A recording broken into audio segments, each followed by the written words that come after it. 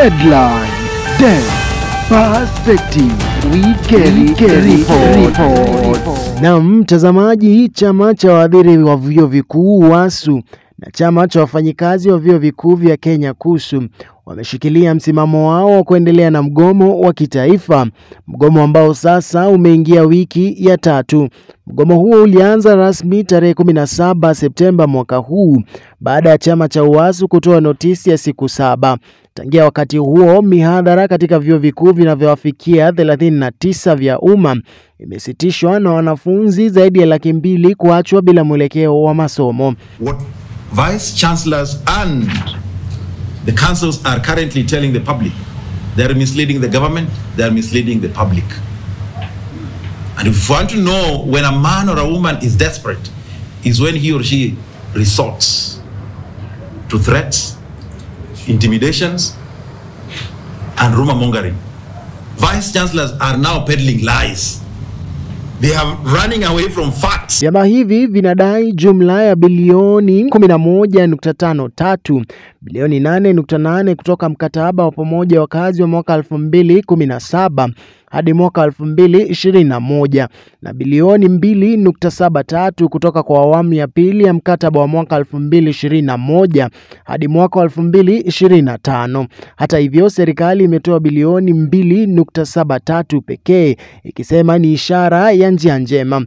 Tarehe 18 Septemba, mahakama ya kazi iliagiza mgomo kusitishwa na mazungumzo ya usuluhisho kuanza, lakini vyama hivi vikiongozwa na katibu mkuu wa WASU Constantine Wesonga walikataa kurejea darasani bila malipo kamili ya kusajiliwa kwa mkataba mpya wa mwaka 2025 hadi mwaka 2029. Tarehe 24 Septemba, viongozi wa bodi za vyuo vikuu walikutana na spika wa bunge la kitaifa Moses Wetangula. Hata hivyo, Wetangula aliwataka wahadhiri kutanguliza mustakabali wa wanafunzi, lakini pia akasema bunge litashinikiza serikali kuheshimu makubaliano yaliyowekwa. This is the message to the whole country. 7.9 billion is non-negotiable. Hivi leo waziri wa elimu Julius Ogamba aliwasili katika bunge la seneti kuyajibu maswali ya juhudi za serikali kuangazia mzozo huo.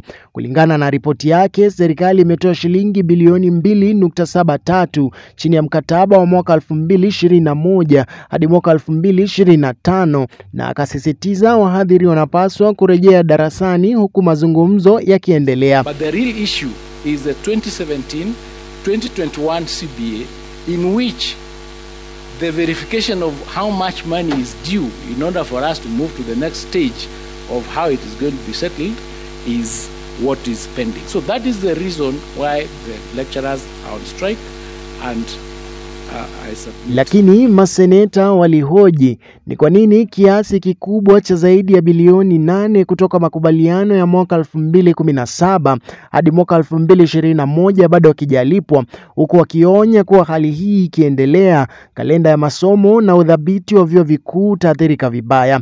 Kwa sasa wanafunzi wameachwa njia panda na vyuo vikuu viko gizani. Hatima ya elimu ya juu inategemea iwapo serikali, WASU na KUSU watakubaliana meza ya mazungumzo au msimamo mkali utaendeleza mgomo huo. Brian Uma, Geri Reports.